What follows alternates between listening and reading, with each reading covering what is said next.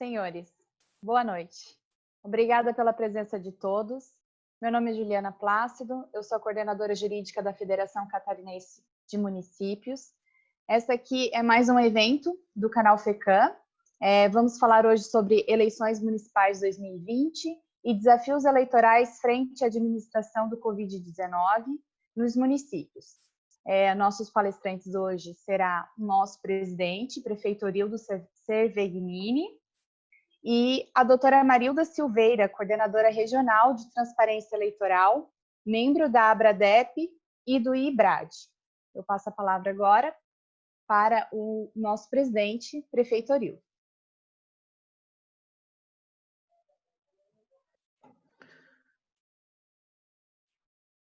Obrigado, doutora Juliana. Sejam todos muito bem-vindos. A gente está provocando algumas reuniões como essa, alguns debates como esse, né? Hoje com uma grande palestrante, né, que vai conversar com nós todos e trazer conhecimento para nós, né?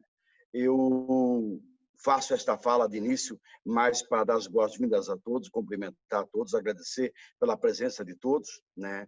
E deixar com que a pessoa mais entendida do assunto, né, que é a palestra mais importante, faça sua palestra, né, e que eu possa depois, doutora Juliana, que está coordenando esse trabalho, eu possa finalizar, então, este encontro, né, com os agradecimentos da federação, né, e talvez possa ganhar conhecimento, né, nesta palestra para ponderar algumas situações, né, diante do tempo que eu vivo, estou como prefeito da minha cidade nesses 5 mandatos, né, e que aprendi algumas coisas, né, sofrendo, né, mas nós esperamos agora dela aí com todo o conhecimento que ela tem, né, que todos os colegas tenham um grande proveito deste encontro e que nós possa fazer mais reuniões se for necessário e será necessário, claro, né, diante das mudanças que houve aí, para que nós possa fazer um trabalho muito tranquilo em nossos municípios, frente a tudo o que nós estamos vivendo.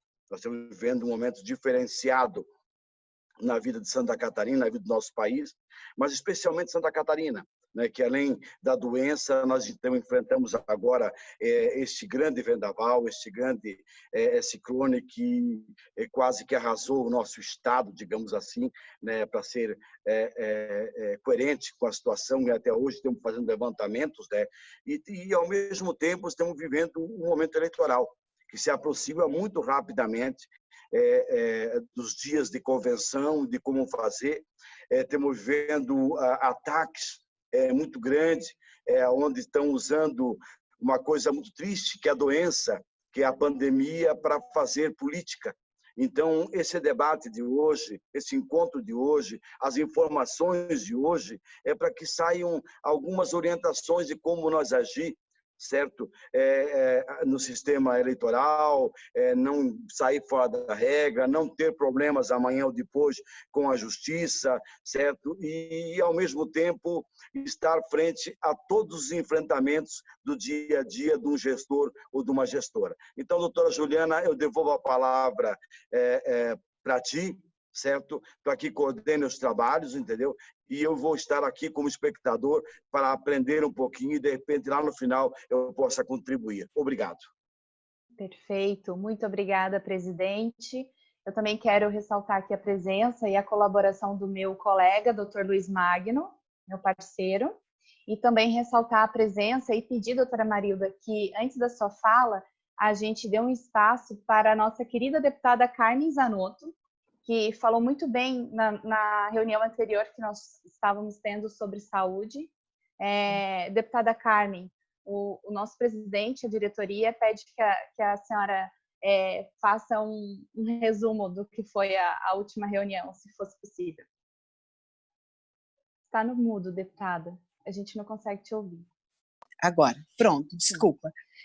Muito obrigada, eu quero saudar nosso prefeito Orildo, em nome dele, toda a diretoria da FECAM, toda a equipe técnica da FECAM, e dizer e convidar a todos. Na segunda-feira, às 14 horas, vamos ter uma reunião, Ministério da Saúde, Conselho Nacional de Secretários Estaduais, Municipais, Secretaria de Estado da Saúde, FECAM, as nossas entidades médicas, porque nós precisamos ultrapassar esse momento dificílimo que estamos vivendo, não estávamos preparados para ter falta de medicamentos, em especial os medicamentos para os pacientes que precisam ser entubados, que são os sedativos, os relaxantes musculares, entre outros. Além do absurdo do preço de uma ampola que estava R$ 3,20, estar custando R$ 32,80 num espaço de tempo de 40 dias, e a gente tem comprovação, inclusive, de notas fiscais que a gente recebeu aqui na nossa comissão externa, nós estamos com a falta desses insumos. Então, prefeito Orildo, senhores prefeitos, eu sei da preocupação de todos os senhores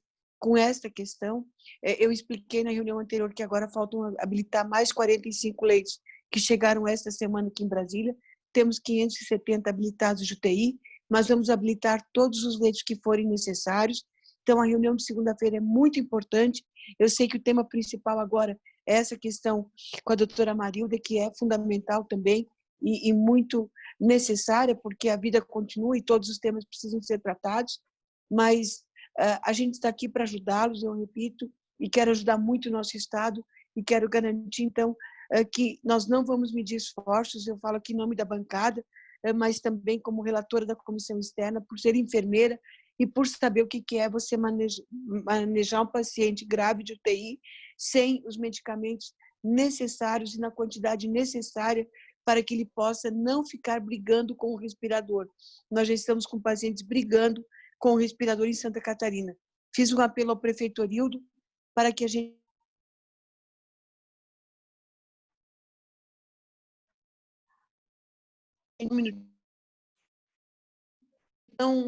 não compre respiradores nós temos ainda no estado de Santa Catarina, nós estamos trabalhando com remanejamento desses equipamentos.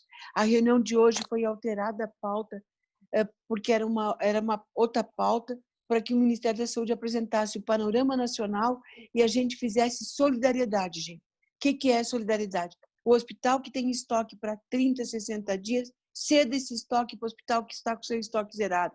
O hospital que tem respiradores parados, monitores parados, bomba de infusão, cedam agora para os estados brasileiros que estão precisando mais, que é o nosso sul do país, em função do nosso inverno. Eu tenho certeza que nós vamos, prefeito Orildo, juntos, FECAM, prefeitos, secretários municipais, Secretaria de Estado da Saúde, a representação política, enfrentar, sim, e ultrapassar esse momento difícil. E ainda hoje de noite, eu quero lhe dar uma boa notícia, prefeito Orildo, com relação aos medicamentos, porque eu vou encerrar essa reunião que eu estou com os senhores, nessa participação, estou aqui discutindo a questão das cidades e arquitetura, que é uma outra participação que eu tenho que fazer também como membro da comissão externa, mas eu e o doutor Ramon, hoje de noite, não vamos encerrar nosso expediente sem saber qual foi o resultado final da reunião de emergência do governo para tratar dos medicamentos para Santa Catarina, auxílio com monitores, 200 mil testes rápidos e quero informar os prefeitos que estão conosco. Em breve a gente vai resolver a questão dos testes do LACEN, porque vamos ter uma plataforma automatizada que já R$1.200.000, depois eu conto como foi essa conquista, tá? Muito obrigada, prefeito Orildo, muito obrigada, senhores prefeitos, e não vamos facilitar. A situação está ficando mais complexa em função do frio que a gente já dizia. Não sabemos como ele vai se comportar no frio, não sabemos como esse vírus vai se comportar, e ele tem judiado em especial da Grande Florianópolis, sul do estado, região de Itajaí e o Alto Vale, em parte do oeste de Santa Catarina, mas ele pode chegar em cada um dos nossos municípios. Quero aqui também, não sei se o prefeito Seron está conosco, mas eu também tratei novamente da questão da abertura do Teresa Ramos e não dá para a gente admitir Teresa Ramos ainda não aberto na sua nova ala. Joinville acabou de me ligar a ex-secretária Simone Chira, também com capacidade instalada. Então, muito obrigada, contem comigo, gostaria muito de participar durante toda a reunião, mas se eu puder eu retorno para acompanhar, que eu também preciso aprender um pouquinho do processo eleitoral. Sempre muito bem-vinda, deputada, muito obrigada. Bom, então, agora a gente inicia a nossa palestra com a nossa convidada especial, doutora Marilda. Obrigada por estar aqui conosco. A palavra é sua. Bom, muito boa noite a todos. Antes de mais nada, eu gostaria de cumprimentar o presidente Orildo e agradecer pelo convite à FECAM, também cumprimentar a deputada Carmen E ressaltar a importância do que ela disse mesmo, né? E é difícil a gente equilibrar esses pratinhos, porque é tanta coisa para a gente preocupar numa época dessa, e no meio de uma pandemia, tanta gente morrendo, os casos aumentando, a gente ainda tem que preocupar com os obstáculos do processo eleitoral. Não é fácil mesmo não, mas a gente tem que consertar o avião voando, né? Colocar mais um prato para poder rodar. E agradecer também o convite do meu querido amigo, Dr. Luiz Magno, grande advogado eleitoralista também, por me dar a oportunidade de estar aqui debatendo esse tema hoje. Eu venho para poder, além de discutir essas questões que são importantes do direito eleitoral, acho que um pouco para dar um choque de realidade, sabe? A gente saiu de um processo muito complicado de adiamento das eleições, e a impressão que todos nós tínhamos era de que as pessoas esperavam que de alguma forma um milagre fosse acontecer, né? Ou o milagre de acabar a pandemia, as eleições acontecerem num ambiente de absoluta normalidade, ou o milagre de as eleições serem adiadas e a gente não ter nenhum impacto, isso acontecer como algo natural, ou alguns ainda esperavam que o Supremo fosse admitir, né? Os ministros acabaram se manifestando e a Câmara fosse acabar aprovando uma prorrogação de mandatos com um adiamento mais longo, e a gente ia conseguir mandar isso para frente. Mas o fato é que isso não aconteceu e que nós teremos que realizar as eleições no cenário possível, né? Que é o cenário que a gente tem hoje. E o cenário possível que a gente tem hoje, eu acompanhei, pesquisei um pouco a situação aí de Santa Catarina, ela é muito semelhante à situação de Minas Gerais, embora eu moro em Brasília há muitos anos, meu marido é de Belo Horizonte, então eu moro meio em Brasília, meio em Belo Horizonte. E a situação em Minas Gerais é bastante parecida com a situação de vocês, né? A gente vivia uma situação de aparente tranquilidade, de relativa normalidade aqui em Minas, com distanciamento social, e de repente a coisa degringolou, né? E vem degringolando crescentemente, justamente no momento em que a gente veria crescendo o processo eleitoral. E diante desse cenário, e com a constatação de que nós teremos eleições e a gente vai ter que dar um jeito, né? A gente começa a ver isso nas convenções partidárias, me parece que a primeira preocupação, a primeira questão que é preciso enfrentar, ela não é de norma específica, ela é um dado da realidade. Todos nós seremos julgados, tanto pelos eleitores quanto pelos órgãos controladores, a partir de uma perspectiva da pandemia. Não adianta tapar o sol com a peneira e achar que vai ser fácil separar o que a pessoa fez que foi para a pandemia e o que ela fez que não foi para a pandemia. Porque nós entramos num processo de condutas vedadas, de uma série de restrições a partir de agora, né? Esse ano eleitoral, ele naturalmente já traz um questionamento sobre abuso de poder, desde o primeiro dia do ano, eleições realizadas em outubro e em novembro. Em qualquer cenário, quantas vezes a gente já viu governador respondendo processo de cassação de mandato porque concedeu benefício fiscal, imunidade tributária, governador que deu isenção de PVA. Imagina num cenário normal, a pessoa dá uma isenção no início do ano, numa situação como essa de pandemia, em que diversas vantagens são necessárias, se essa perspectiva também não vai ser considerada, né? Então, é preciso ter em mente que este julgamento vai acontecer. Não adianta a gente achar que, não, as pessoas vão ser mais condescendentes. É o contrário.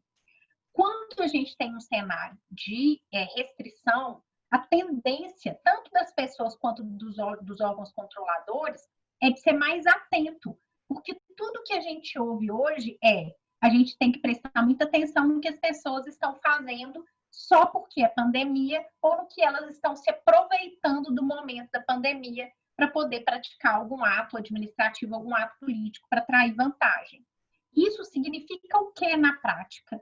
Significa que todos os gestores e todos os prefeitos vão ter que ter o dobro de trabalho, triplo de trabalho, para justificar aquilo que eles estão fazendo na época da pandemia, para não correr o risco de responder um processo não só de um processo eleitoral, em eventual cassação de mandato ou imposição de multa, mas também no futuro numa ação de improbidade e em ações que podem gerar inelegibilidade, que são consequências eleitorais também, né?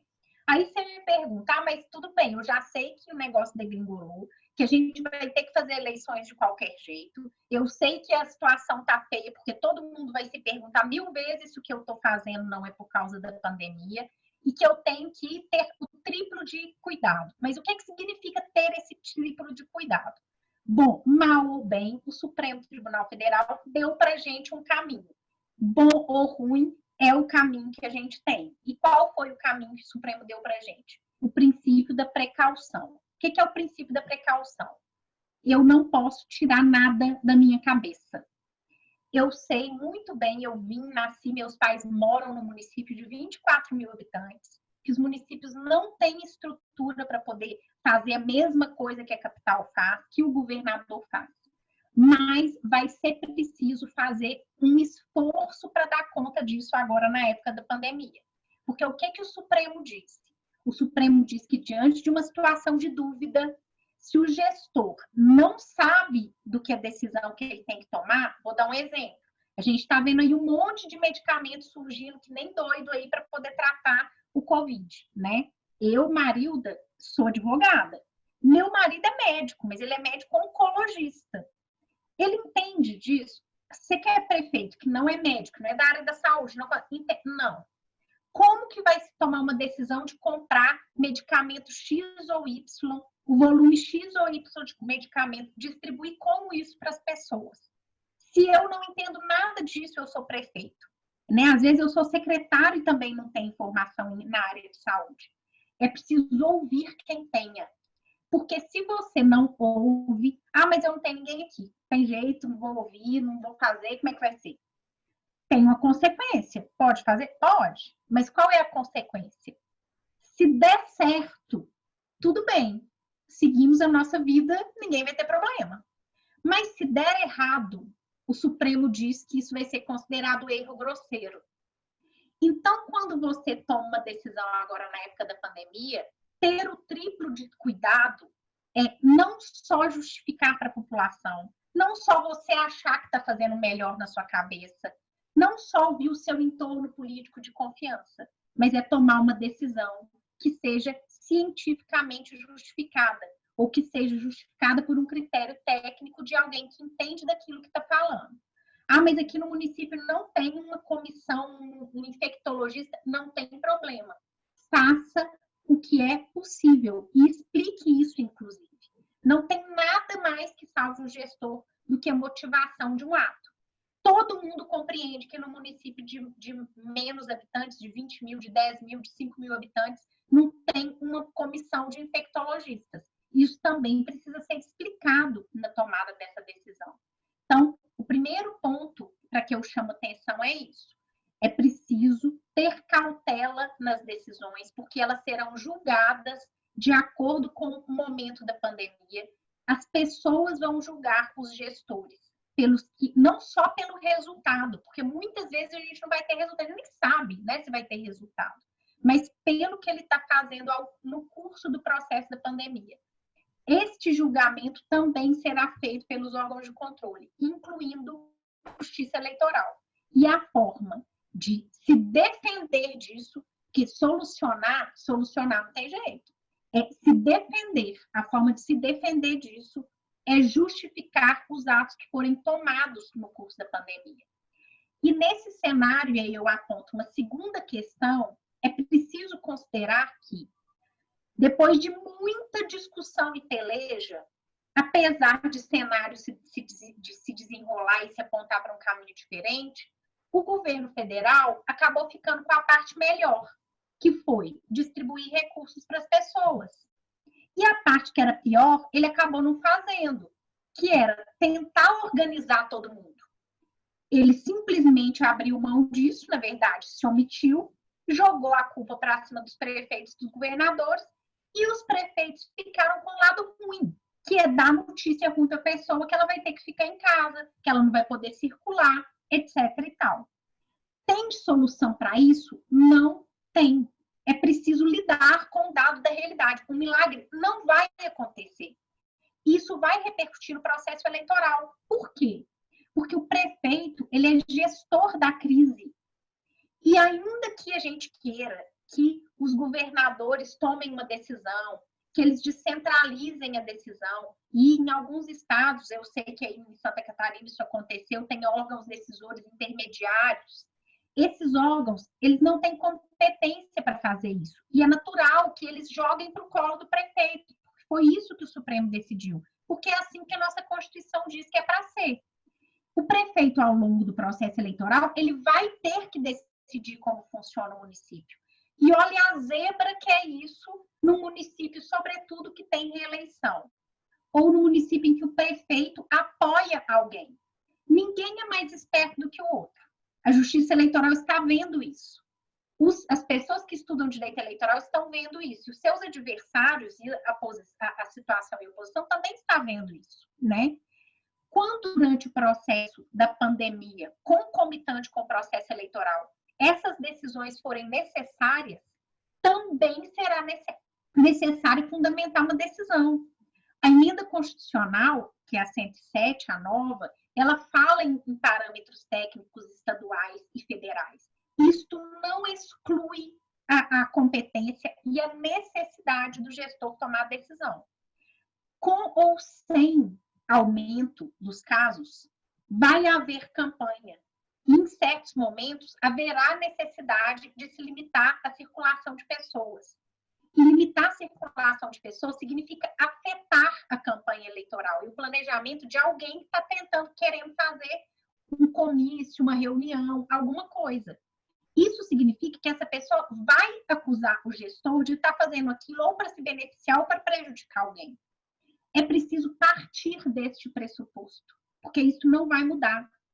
E se o gestor, o prefeito, que está na cadeira, decidir ignorar esta realidade, vai ser muito mais fácil chegar à conclusão de que a decisão foi tomada para influenciar ou prejudicar alguém do que fazer a defesa de que aquilo ali aconteceu porque era necessário naquele momento. Porque na hora a gente consegue explicar exatamente tudo o que está acontecendo. Mas passou uma semana, a gente esquece.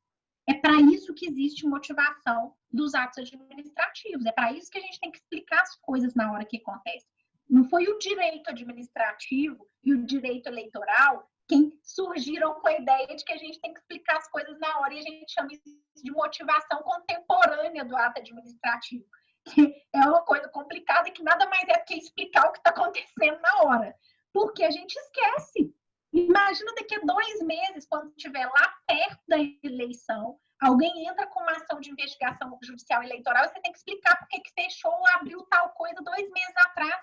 Ninguém mais lembra. Para retomar esses referenciais, para retomar quem que fundamentou, os parâmetros que foram utilizados, é muito difícil.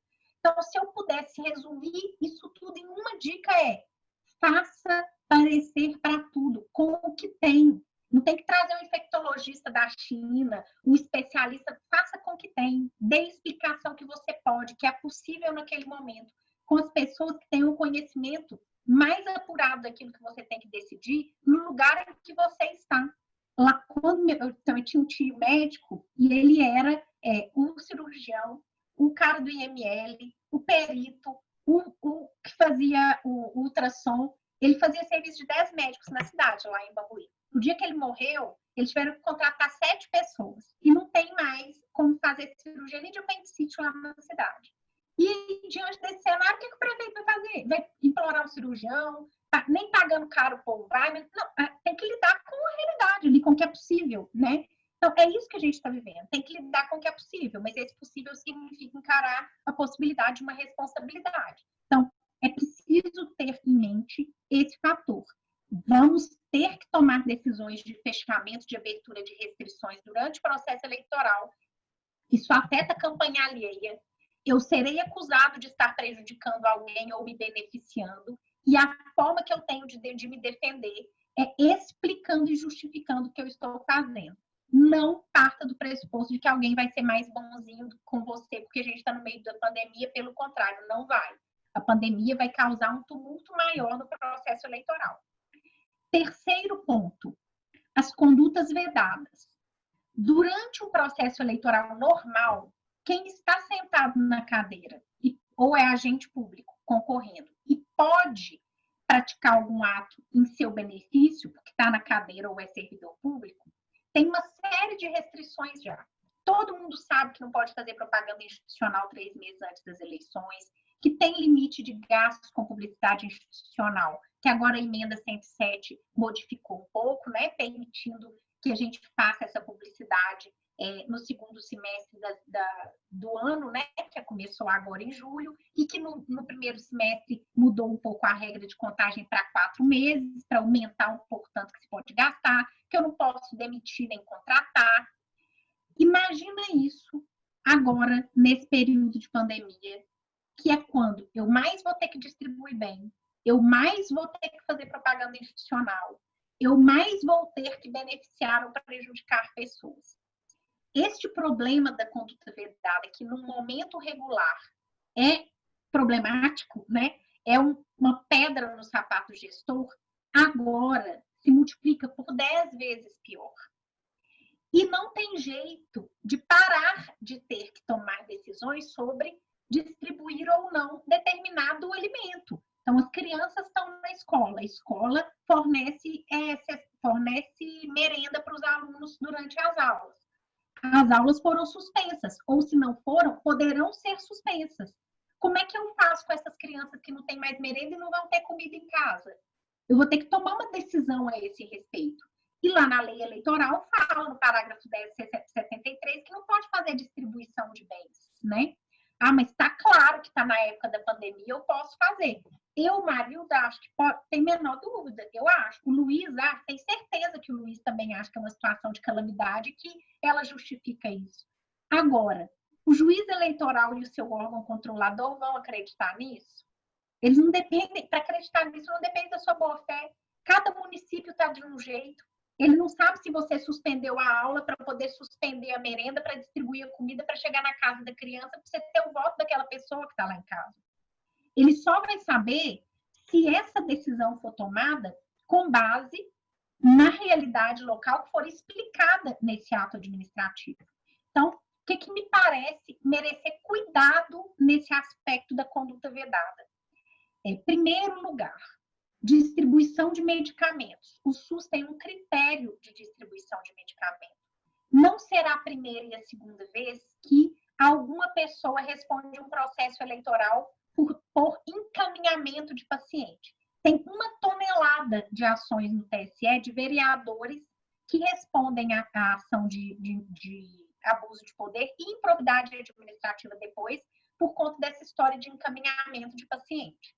Ah, mas o SUS tem lá, ele vai ser atendido de todo jeito. Exatamente por isso que não pode ter encaminhamento de paciente, né? Porque este encaminhamento é visto como uma forma de aquelas pessoas mais humildes acreditarem que o sujeito está, de alguma maneira, beneficiando em troca de voto, né? Então, primeiro ponto me parece esse. Encaminhamentos de pacientes, distribuição de medicamentos. Vou colocar aqui num saquinho os medicamentos aqui que o presidente está falando que funciona e vou distribuir para as pessoas. Quem receita remédio é médico, não é prefeito, ainda que ele seja médico. E a partir de um caso concreto, as pessoas podem distribuir remédio em saquinho, não. Isso não é só improbidade, como é crime. E, além de tudo, vai ser visto como distribuição de bens que causem vantagem para o eleitor. E vai ser conduta vedada, inelegibilidade, improbidade administrativa, crime. Então, bom, se você quiser acabar com a sua vida, você coloca um remédio no saco e distribui para a população. Segundo ponto, que me parece importante, é gestão de servidores. Em alguns municípios, eu imagino, como no meu também estava até há 5 dias atrás, eu nasci em Bambuí, nessa cidade não tinha 0 casos até há 4 dias atrás, agora tem 12 casos, em 5 dias. E os servidores estavam trabalhando, a prefeitura estava funcionando, e por uma ironia do destino, o primeiro caso foi de um secretário, que como secretário que estava trabalhando normalmente, espalhou o Covid para a cidade inteira. É preciso observar que, ainda que as atividades aumentem, ou ainda que as atividades diminuam, a lei eleitoral ela traz uma vedação de contratação e de exoneração de servidores. Então, é preciso tomar cuidado com isso, sobretudo naqueles casos dos municípios que estão tranquilos, né, agora, e que a partir de agosto, que é quando essa vedação vai começar a vigorar, tenha modificações de cenário na possibilidade de contratar ou demitir servidores, né? Existe uma pesquisa que foi feita em 740 municípios, em 52 países do mundo, que apontam 6 principais desafios na gestão da pandemia.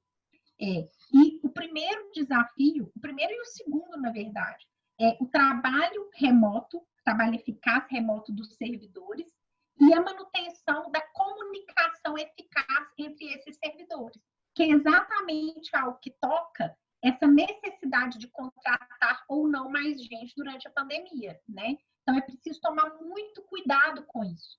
Também não é incomum que você vai falar assim, então vou correr daqui, vou contratar os terceirizados, o povo todo que eu estou precisando, que eu já vou antecipando. O que mais tem no TSE é a ação de abuso de poder por contratação excessiva na véspera do período vedado. Essa ideia de sair correr antes de começar a vedação e já contratar gente é mais velha que a serra. Todo mundo já teve. Então, não adianta achar que tem uma solução para o negócio que não existe, não. Se for necessário contratar antes, porque de fato tem uma pandemia acontecendo e a gente precisar de apoio na área de saúde, vai ser preciso que isso seja justificado. Eu poderia resumir a palestra em uma frase: motive os atos e explique o que você está fazendo na hora que você está fazendo, né? Isso vai dar uma solução para quase tudo. Talvez o que você não vai saber é o que é vedado fazer ou o que é restrito durante esse período eleitoral, né? A terceira questão que eu diria que é importante dentro desse aspecto da conduta vedada é da gestão das finanças públicas. Durante a pandemia, vai haver uma movimentação de recursos públicos que não vai ser compatível com o período regular, né? Então, pode ser que você seja obrigado ou que tenha demanda de realizar determinadas compras, determinadas contratações que em outras épocas não. O que é vedado expressamente na lei é fácil da gente saber, né? Porque está lá escrito no artigo 73 a 78 da lei. Eu sei que eu não posso contratar 3 meses antes, eu sei que eu não posso fazer propaganda institucional 3 meses antes, eu sei que eu não posso distribuir bens gratuitamente no ano das eleições. Isso dá problema? Dá, mas o que dá mais problema é aquele caso em que a pessoa quer ser espertinha, em que ela acha que não está escrito na lei, ou que ela acha que está atendendo a lei, porque fez ali faltando 3 dias para o prazo, e que acha que ninguém vai ver. Esses são os casos que dão problema.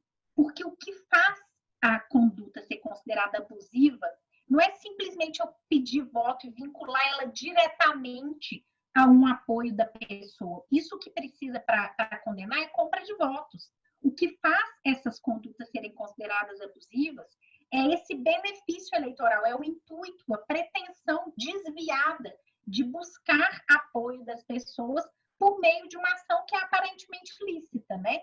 Então, é preciso tomar cuidado, porque este grande volume de recursos que de uma hora para outra começa a ser aplicado num lugar ou no outro, e que as pessoas hoje acessam facilmente pela transparência, pode gerar uma imputação de abuso de poder. Então, a gente precisa tomar cuidado com isso. E eu vou chamar a atenção aqui para um ponto específico da publicidade institucional, que é a publicidade institucional na internet. A gente sabe, é comum, né, que as administrações municipais retirem as propagandas institucionais do período vedado, né? 3 meses antes você vai lá, tira placa, tira adesivo, e não faz mais propaganda, porque é proibido, né? Mas hoje a realidade do mundo é que as coisas acontecem todas na internet. Então, é preciso tomar muito cuidado com a propaganda institucional, que são aquelas informações que você alimenta nos sites dos órgãos oficiais, tanto da prefeitura quanto das secretarias, a partir do momento em que a propaganda é vedada no dia 15 de agosto. Então, Maria, a gente tem que parar de dar notícia na internet, porque como é que a gente vai fazer para poder dar notícia na internet? Não, não é isso, veja. Dar informação e noticiar fatos é diferente de fazer propaganda institucional. Então, propaganda institucional é que não pode. Eu não posso ficar divulgando as ações do governo. Agora, informar as pessoas sobre o que o Estado está fazendo, pode fazer sim. O limite é tênue. Então, a gente está no meio da pandemia, tem que tomar cuidado. se a gente toma parte daqui, sabe aquela coisa que a gente está no trânsito, o sujeito está lá atrás e ele já vem dar aquela cortadinha assim para ser o mais esperto? Se der uma aparência de esperteza, não faça. Porque vai haver responsabilidade. Então, você acha ali que aquela notícia que você divulgou está pisando na linha, está mais para propaganda do que para notícia? Então, diminua o tom, não divulgue. Porque propaganda institucional em período vedado é de multa até cassação. O governador do DF e o vice-governador do DF foram multados por conta deste tipo de conduta vedada, que é dar notícias que, na verdade, no final do dia era propaganda institucional. Se quiserem ser mais espertos que a Justiça Eleitoral, foram multados, né? Só não foram cassados porque o volume não era suficiente para se chamar de grave. E acho que, finalmente, me parece que aquelas pessoas que estão no período de reeleição precisam tomar mais cuidado do que as outras. Porque quando a reeleição, na verdade, né, ela traz mais vantagens do que desvantagens no período eleitoral. Isso é muito criticado no Brasil, né? O Brasil é um dos países que tem reeleição, não são muitos. Na época da reeleição, isso foi criticado, porque quando tem reeleição, tem vantagem mesmo, não adianta, né? Acontece que agora, na pandemia, a gente está vivendo tudo de novo, né? Pelo menos dentro da nossa geração, da geração que vive, né? Não é a primeira pandemia do mundo, mas dentro da nossa geração é. E talvez, nesse momento, a reeleição possa não parecer uma vantagem como sempre foi, né? Você está na cadeira, tem todos os instrumentos de visibilidade, mas tem que tomar decisões que são decisões difíceis e que as pessoas não vão gostar, né? São decisões impopulares. Você tem que tomar decisões que podem levar às consequências que são abusivas, né? Mas acontece que isso não vai mudar. A reeleição vai acontecer e o gestor está na posição de ter que tomar a decisão. Então, quem é agente público que está se reelegendo, ou quem é agente público, ainda que não reeleito, que não vai se reeleger, que está apoiando algum candidato, tem que tomar muito cuidado, tanto com o verso quanto com o averso. Qual que é um lado, né?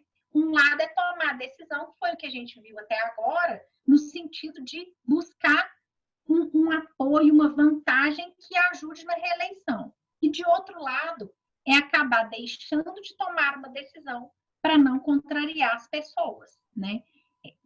É tão ilegal você tomar uma decisão para se beneficiar, quanto tomar uma decisão para não ser impopular e isso acabar gerando um benefício eleitoral reverso, né? Que é essa tentativa de não repercutir na esfera eleitoral decisões que são administrativas. A gente tem uma série de razões para se preocupar, mas acho que o lado positivo de todo dessa história, pelo menos do lado jurídico, né, é que a gente teve uma resposta que não foi a melhor possível, né, que exige uma providência, mas a gente teve uma resposta que até então a gente não tinha. Que resposta foi essa? Eu já falei dos pareceres e do erro grosseiro, né? O que acontecia? A gente antes podia ser responsabilizado por culpa, por negligência, imprudência, imperícia, em tudo que fosse feito na administração pública. E agora o Supremo deixou muito claro que essa responsabilidade está vinculada a uma prova de erro grosseiro. Então, é preciso que o gestor, quando erra, para ser responsabilizado, que ele seja responsabilizado por erro grosseiro. Então, se sou gestor, só vou ser responsabilizado por erro grosseiro se eu quiser. Porque se eu tomar cuidado, eu nunca vou tomar uma decisão por erro grosseiro. Quem vai errar grosseiramente se me der uma opinião errada vai ser quem me auxiliou, e não eu. Eu não tenho condições de tomar decisões técnicas, né?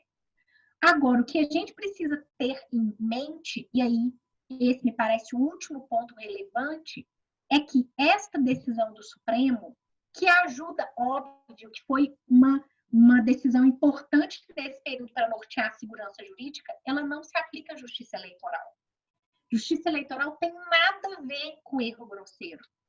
Justiça eleitoral tem a ver com benefício eleitoral. Então, mesmo que você nem estiver sabendo do que alguém fez em seu benefício, Hoje, a posição do TSE é de que o abuso pode levar à cassação do seu mandato, ainda que você não tenha envolvimento no abuso. Na conduta vedada, não. Na conduta vedada ainda se exige um liame, mas no abuso, você nem precisa estar envolvido naquilo.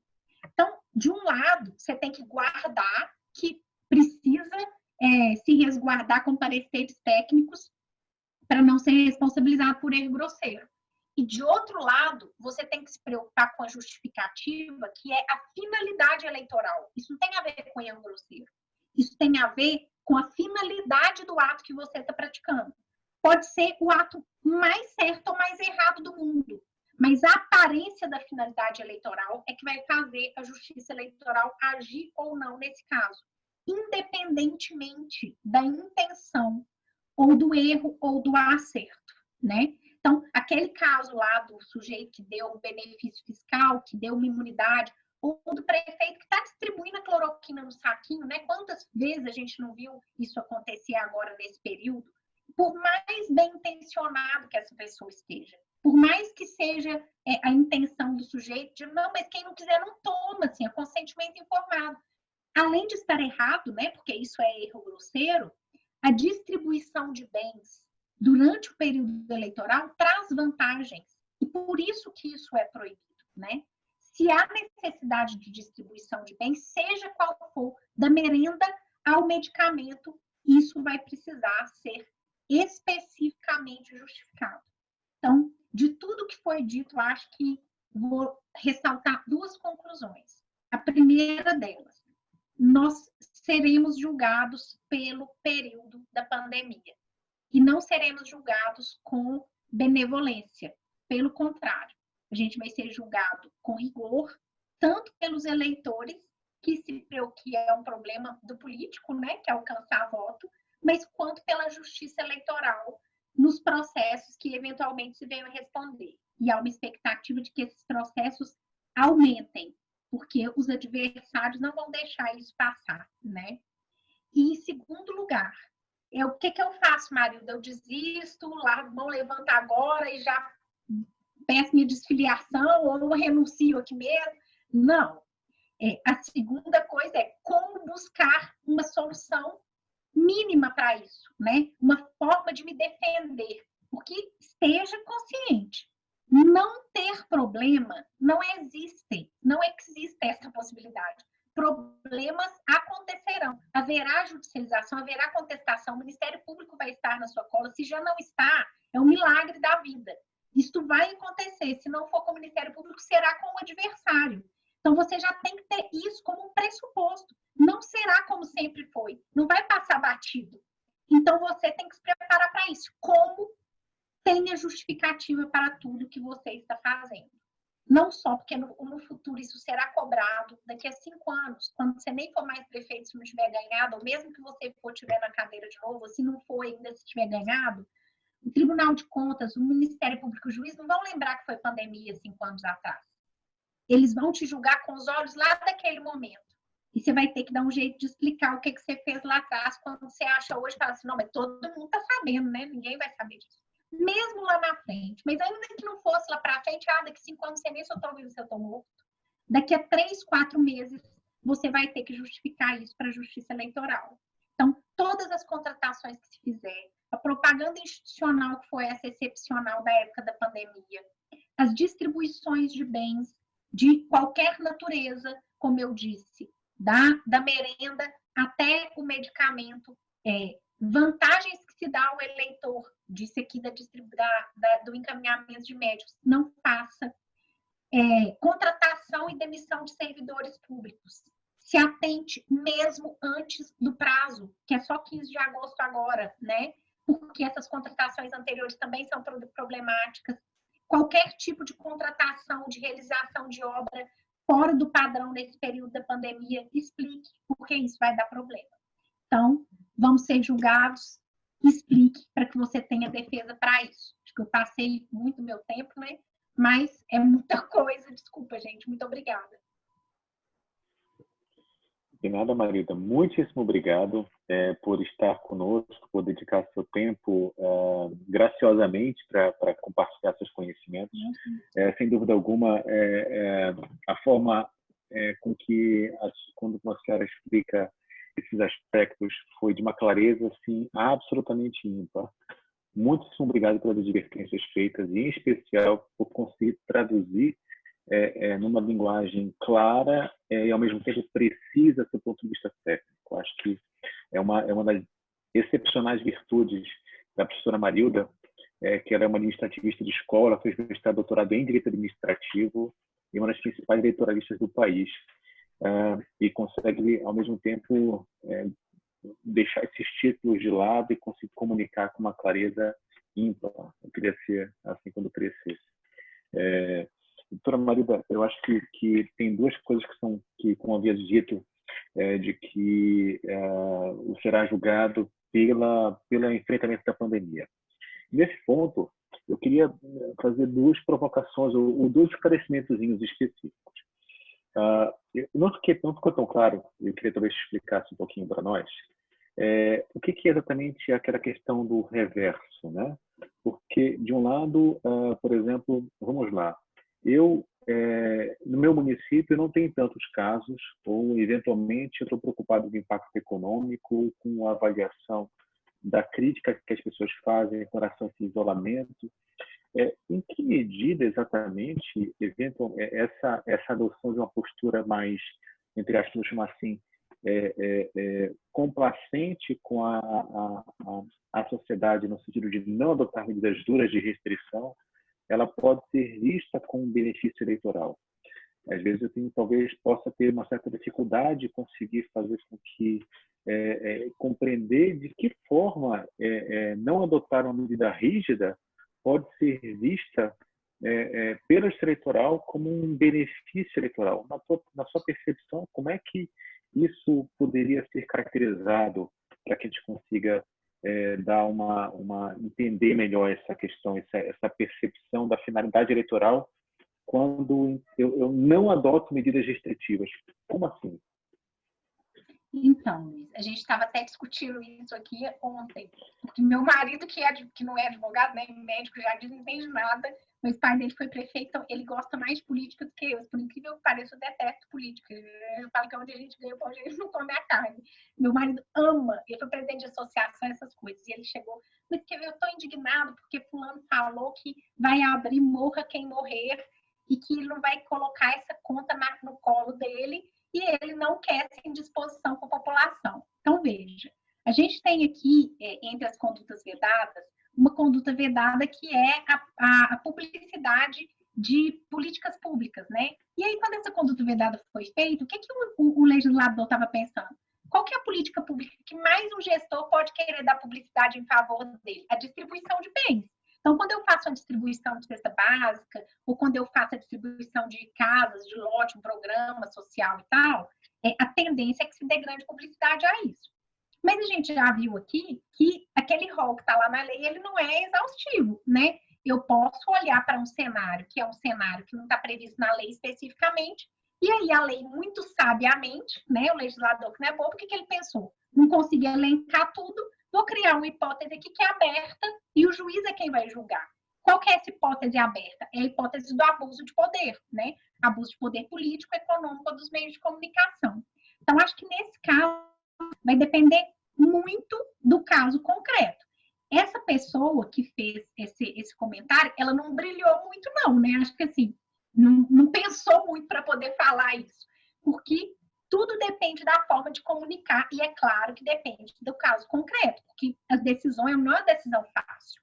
Deus que me livre, eu não queria estar na pele de um gestor para tomar uma decisão dessa. Que você tomar uma decisão de abrir e fechar, uma decisão de deixar certas coisas abertas em certos horários, isso é muito difícil. Não tem um cenário ótimo, né? Qualquer decisão vai ser ruim.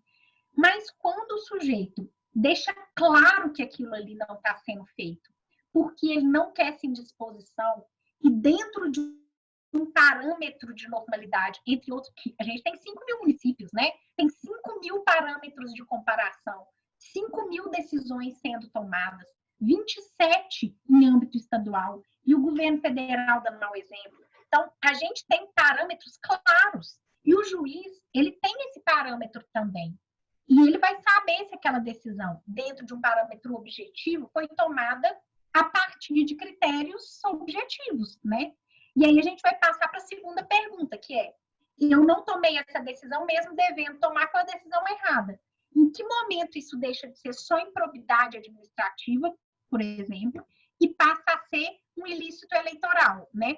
Quando, numa circunstância hipotética, né, eu já vi isso acontecer, mas vamos evitar casos, é que o sujeito fala: veja, eu aqui no meu município, eu não estou fechando nada, eu não estou prejudicando o comércio aqui, eu penso na população, no dinheiro circulando.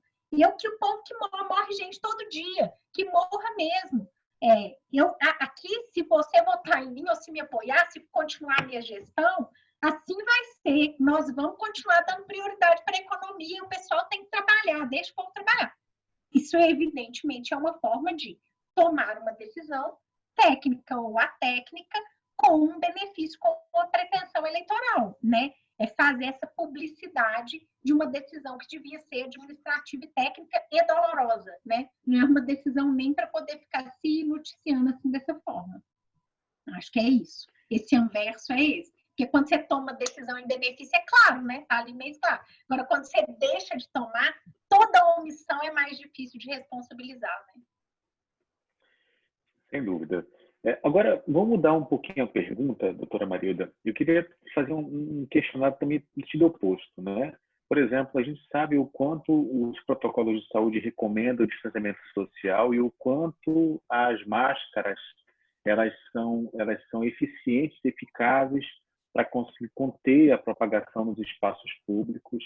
Assim, e a pergunta é, por exemplo, hoje, uma distribuição massiva de máscaras da prefeitura, estimuladas pela prefeitura, elas correm o risco de caracterizar a distribuição de bens, porque, obviamente, as máscaras não estão previstas em nenhum tipo de programa social aprovado no período anterior. Então, essas questões relacionadas a esse tipo de situação, esse tipo de medida voltada a esse benefício direto, individualizável, como este, por exemplo, uma distribuição de álcool gel, distribuição de máscaras, esses programas de distribuição maciça gratuita para a população dessas questões, como estas que eu acabei de dizer, elas são aceitas, elas são ilícitas, elas correm risco de ser lidas como decisões ilegais sobre o público eleitoral? Luiz, me parece que não. Eu sei que existe uma polêmica sobre isso, sabe? Mas, assim, eu acho que é uma falsa polêmica. Acho que o próprio parágrafo 10 dá uma resposta clara para isso. É evidente que as hipóteses de calamidade pública, de estado de emergência, e ninguém tem a menor dúvida que a gente está numa situação dessa, justificam isso. Então, o que me parece é que, aí, mais uma vez, é preciso explicar, né? O que é evidente que se você faz igual distribuição de camiseta, né? Não, mas essa camiseta que eu distribuí foi só para a minha equipe aqui de campanha, não é 20 mil camisetas no município que tem 25 mil pessoas, não tem condição, né? A mesma coisa é a distribuição de máscaras. A distribuição de máscaras, ela está sendo feita com qual critério? Tem critério de baixa renda? Essa distribuição está sendo feita vinculando a imagem do gestor. No momento que essa distribuição acontece, há publicidade excessiva dessa distribuição. Essa distribuição ela é feita junto com algum pedido de apoio ou dentro de algum contexto de campanha, ou não. A distribuição ela é feita dentro de um contexto de esclarecimento, porque a população de fato não está usando, a população de baixa renda, o critério de distribuição é objetivo, não tem publicidade, não tem vinculação com o período eleitoral, não tem nenhum problema. E se eu estou morrendo de medo, meu Senhor Jesus Cristo, de fazer isso, porque eu já respondi alguma ação e eu não quero distribuir nada, vai no Ministério Público e faz um termo, faz um acordo. Eu não sou a pessoa mais a favor disso, não, porque eu acho absurdo a gente ficar devendo satisfação para os órgãos de controle que a gente não tem que dar. Mas eu também sou favorável do não tapar o pessoal com a peneira. Se for aquela pessoa que não vai fazer de jeito nenhum se não fizer um termo de acordo, então faz termo de acordo e faz. Melhor que o povo ficar sem máscara e morrer, né? Aí, nesse caso, a Lei de Introdução às Normas do Direito Brasileiro, que é a nova lá, 13.655 de 2018, vai te ajudar no artigo 26. Tem lá uma previsão para fazer um acordo para poder não ter dúvida, e não tem dúvida que a não ser que o Ministério Público Promotor seja muito louco, não vai fazer um acordo para você conseguir distribuir essa máscara, entregar a merenda em casa e fornecer álcool gel e tal. Uma outra questão que tem sido colocada em xeque, nós temos uma chance bastante significativa das aulas não retornarem. E não retornarem, talvez, até o final do ano, por conta de todas as dificuldades que tem para os municípios de se articularem com os protocolos sanitários necessários para garantir segurança na retorno às aulas. E, por exemplo, como é que a senhora vê situações em que seria possível, seria lícito aos municípios, por exemplo, disponibilizarem chips de acesso remoto de 3G para os municípios, ou distribuição de algum requisito que seria um benefício concreto e individualizável, de um aparelho de telefone, de um tablet, que não existia anteriormente, que não existia no começo do ano passado, e que nesse momento eu constato que eu não vou retornar às aulas, eu tenho que fazer então a distribuição maciça de tablets. Eu posso fazer isso nesse momento? Eu não corro o risco de caracterizar uma distribuição de bens e serviços? Esse caso, Cris, eu já acho bem mais complicado, porque é o seguinte, veja, a gente está vindo de uma decisão do Supremo que fala que erro grosseiro é improbidade administrativa. Ou seja, você não pode sair fazendo as coisas loucamente na base do seu achismo. Então, eu posso ter grande ideia brilhante de distribuir tablet junto com chip, né? Só que acontece que para eu fazer isso, não correndo o risco da conduta vedada e da improbidade, eu vou precisar comprovar que as crianças ou os adolescentes, as pessoas daquela localidade, não têm acesso à internet, não têm acesso a nenhum meio de realização das aulas e que a suspensão das aulas são inevitáveis. Eu te pergunto, como no meio da pandemia, com N outros gastos necessários, você vai conseguir fazer um rastreamento, uma pesquisa dessa, né? E aí o que vai acontecer é que você não vai conseguir provar que aquilo ali era a única alternativa que você tinha e vai acabar respondendo tanto uma improbidade quanto uma ação eleitoral, né? Porque toda a questão é você conseguir comprovar que essa era a única alternativa. Porque as aulas serem suspensas não é o problema, né? Ela não gera automaticamente a possibilidade de você viabilizar outra forma de veiculação da aula. O problema é, suspendidas as aulas, suspensas as aulas, você chegar à conclusão de que é necessário fazer a distribuição daquele meio. A gente tem, inclusive, um caso lá no TSE de cassação por conta de distribuição de tablet, né? Durante um período que não era de pandemia. Então, esses casos em que há uma distribuição de bens não vinculadas à proteção da saúde, é preciso tomar muito, muito mais cuidado. Eu só faria isso, assim, no caso de extrema necessidade e impossibilidade. Então, assim, há relatos de que no interior da Amazônia, as pessoas não têm, assim, nem 90% dos alunos não tenham acesso à rede de transmissão, algum tipo de rede de transmissão, ou a instrumentos tecnológicos em que eles consigam acessar as aulas. Aí é outro departamento, né? Se existe esse dado, se não, vai ser preciso encontrar outro caminho. Infelizmente, aí a gente tem que ouvir um pedagogo, se não é o caso de suspender o semestre letivo mesmo, suspender as aulas, ninguém morre por conta de um ano, né? Melhor não morrer por conta de um ano do que morrer por conta de um ano. Mas isso sim, agora eu estou falando com base no achismo, porque eu não entendo absolutamente nada de educação nesse sentido. Então, que e ainda uma questão que talvez seja que gere aflição para muitos gestores que estão aqui conosco, havias dito de que, de fato, o gestor ele é o líder, o responsável pela tomada de decisão e, sem dúvida, a cara, eu diria literalmente, a face do poder público na localidade. E tanto é assim que boa parte dos gestores tem comunicado desde o início da pandemia as ações de fechamento, de abertura, de relato, de dados, fazendo uma questão importante. Se a gente for olhar mundo afora, as lideranças elas estão constantemente na linha de frente, se expondo e apresentando as questões e comunicando, porque a gente sabe o quanto a adesão das pessoas ela é fundamental para o enfrentamento dessa pandemia. E agora, a questão toda e a dificuldade que a gente tem nesse cenário é como é possível manter isto durante o período que se assemelha no período crítico das eleições, que são os 3 meses que antecedem o pleito das condutas vedadas, eu sei que a emenda constitucional permite que nós façamos publicidade adicional em questões ligadas à pandemia. Mas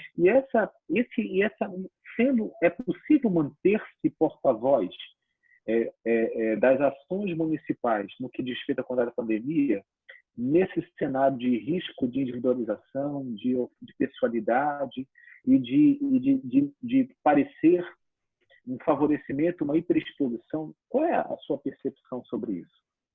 Então, Luiz, acho que talvez seja a pergunta mais difícil da noite. Pois é, não tem uma resposta objetiva para isso, né?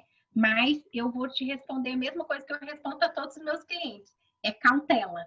Então, se há o risco, não faça. Eu, se fosse o prefeito de São Paulo, que talvez seja o caso mais visível, né? Que todos os dias estava fazendo entrevista coletiva e tal, eu não faria mais isso. Eu mudaria de porta-voz. Porque o limite, a linha divisora entre a propaganda institucional, que é aquela vedada em que a pessoa coloca a imagem, a voz, a logo, e o que é uma entrevista coletiva apenas, é muito tênue quando essa entrevista coletiva vira uma notícia na TV todos os dias no mesmo horário, né? Ela é mais eficaz do que uma propaganda institucional. Qual é a diferença de ele aparecer lá 5 horas todos os dias falando sobre a pandemia e eu gravar um vídeo falando sobre aquilo que ele está falando e colocar no horário nobre daquele determinado canal de televisão? Então, a diferença é muito pequena. É claro que a gente tem aqui justificativas para ele estar fazendo isso, né? Se fosse eu, Marilda, julgar, você julgar, eu até diria, não, dá para fazer assim, que eles vão considerar, mas a gente não sabe quem vai estar julgando, a gente não sabe qual é a leitura que as pessoas vão fazer disso, né? Isso é inédito. Nunca existiu uma situação em que o chefe do executivo tivesse a oportunidade de ir todos os dias para o veículo de comunicação, seja na rádio, lá do interior da cidade menor, falar sobre a pandemia e dar notícias no mesmo horário e as pessoas estivessem interessadas em saber, o que é pior, né? Porque a pessoa para ouvir o que ele está falando. Então, no mínimo, assim, revezar, não tornar tão pessoal essa aparição, porque nos últimos 3 meses não é à toa que a lei veda a publicidade institucional. E fazer comunicados importantes da pandemia pode ser lido como algo que não está na exceção. É diferente você falar, vou fazer publicidade institucional de questões importantes da pandemia. A outra é ser o porta-voz de relatos do cotidiano, tipo o Galvão Bueno da pandemia. O prefeito não precisa ser o Galvão Bueno da pandemia, né? Porque se ele for, pode ser que isso seja considerado abuso e propaganda institucional. Então, tem que tomar mesmo muito cuidado com isso.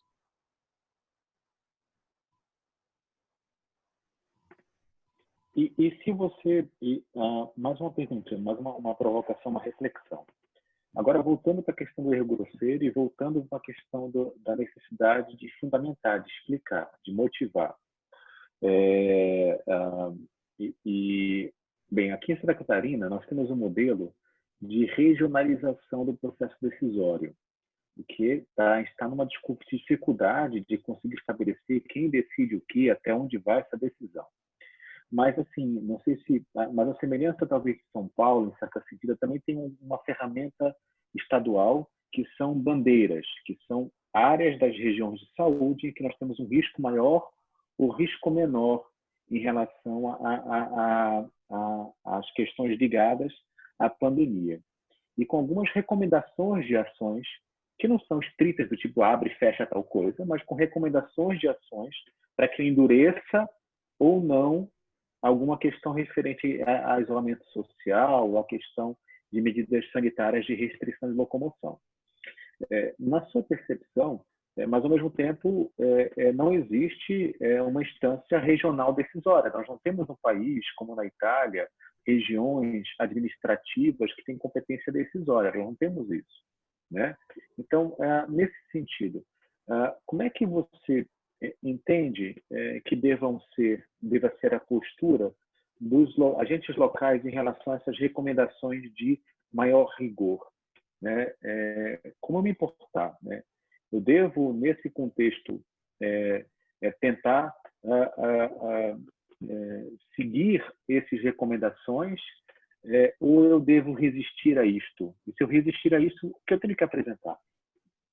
Então, sempre que você tem uma recomendação de um órgão, se você resolve descumprir, o ônus de explicar por que é seu, né?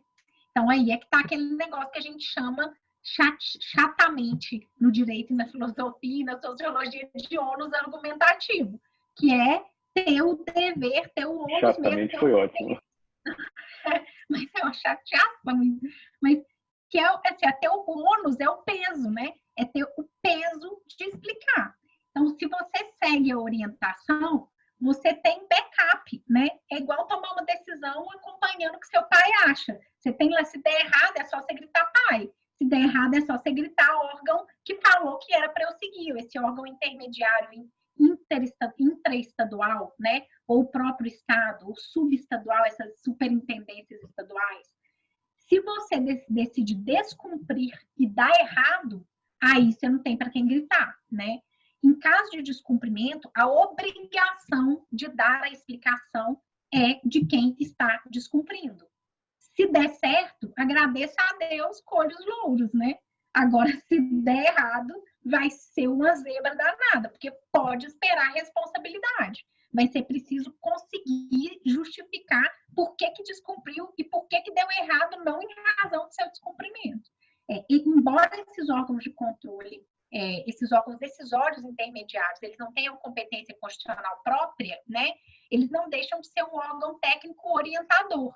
E como o Estado de Santa Catarina e alguns estados adotaram essa perspectiva de que eles estão adotando a competência, que é a competência de âmbito estadual, porque o que o Supremo disse é que essa competência concorrente, ela também pode ser do Estado quando a situação ultrapassa a esfera do município, né?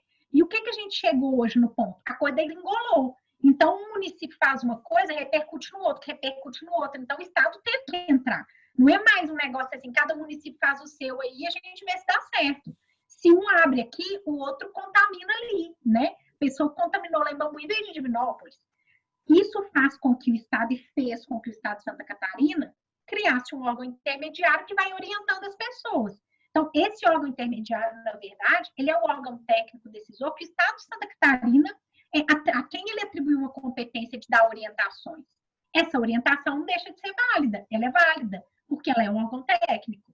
Então, se você quer tomar uma decisão e diminuir a sua possibilidade de ser responsabilizado por isso, é seguir o que o órgão técnico está dizendo. Agora, se você acha que você tem alguém melhor aí, é só provar. Não tem problema nenhum. Mas provando, é preciso fazer, né? No mínimo, mais trabalho vai dar. No máximo, vai ter que ser mais tecnicamente competente para poder desconstruir o que alguém antes fez, né? O que é legítimo e acontece, né? Se não fosse assim, não tinha gente descobrindo. Até pouco tempo a gente morria quando o coração parava, ninguém nem cogitava que havia morte cerebral, né? As coisas vão evoluindo.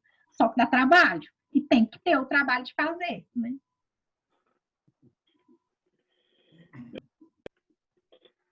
Algum dos presentes gostaria de fazer algum questionamento, alguma fórmula, alguma pergunta? Nós temos uma oportunidade um tanto quanto rara de ter nas mãos à frente, nas nossas telas, e viva esse legado da pandemia. Eu acho que a gente tem que, pelo menos, eu tenho falado às vezes sobre esse legado da pandemia, né? E apesar de todos os sofrimentos que estamos vivenciando, tem algumas coisas que jamais vão ser as mesmas. E essa possibilidade de conexão de maneira tão dispersa como nós temos hoje, talvez seja de fato um legado. E não é todo dia que vocês tenham uma administrativista e lituralista de escola que nos ensina, e, portanto, se alguém eventualmente tiver algum questionamento, que possa, por gentileza, utilizar esse momento para tanto.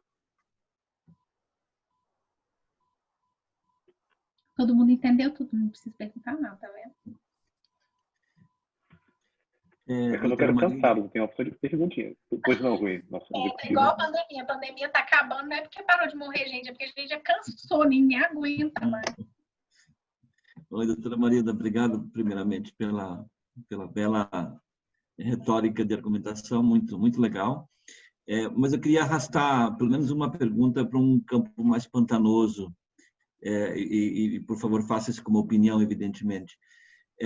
Mas enquanto vocês que discutem o processo eleitoral e os fenômenos eleitorais, como a senhora poderia falar um pouco para a gente sobre o ambiente mais sociológico e da comunicação envolvido nesse processo? A minha pergunta, por exemplo, pandemia, Covid-19 vai ser uma peça central do debate eleitoral? Ou então, dá para fazer campanha eleitoral, processo eleitoral, administração pública com distinção, longe do fenômeno? Como é que tem sido o debate nesse ambiente? O que a gente fala para um prefeito que vai para a reeleição, que tem um candidato, junto a uma sociedade que está de mau humor com esse negócio todo, como todos nós estamos, cansada de mau humor, sensível, né, preocupada com o horizonte, com o futuro incerto. Como é que a gente pensa isso no ambiente da academia? Então, me parece que esse vai ser o debate central do processo eleitoral. E é um debate legítimo, né? Porque, por incrível que pareça, ele arrasta a discussão política para um lugar em que ela deveria estar, que é a da realização ou não, ou boa realização, má realização das políticas públicas, né? A gente costumou passar processos eleitorais discutindo coisas que não tinham nada a ver com execução de política pública, discutindo vida pessoal, o que fez, o que não fez, picuinha de governo anterior. E agora a pandemia dá para a gente essa oportunidade. É claro que é uma discussão que vai ser limitada a não é uma política pública só porque é complexa, né? Mas a um tema de política pública, porque é uma política pública de saúde. Mas ela repercute para todo mais um tipo de comportamento que o agente público tem diante de um momento de crise, aonde ele coloca os esforços do poder público, como ele se comporta na hora de gerir os recursos públicos. E isso é muito importante. Acho que isso, inclusive, já começou. A gente vê, até pelas perguntas que os gestores fazem, os agentes públicos fazem, que os adversários já começaram a circular informação sobre isso. Ontem mesmo eu recebi um áudio de um adversário de um determinado candidato, ele falando assim, olha, você se gosta do município, faça esse áudio chegar no prefeito para ele considerar distribuir o medicamento X.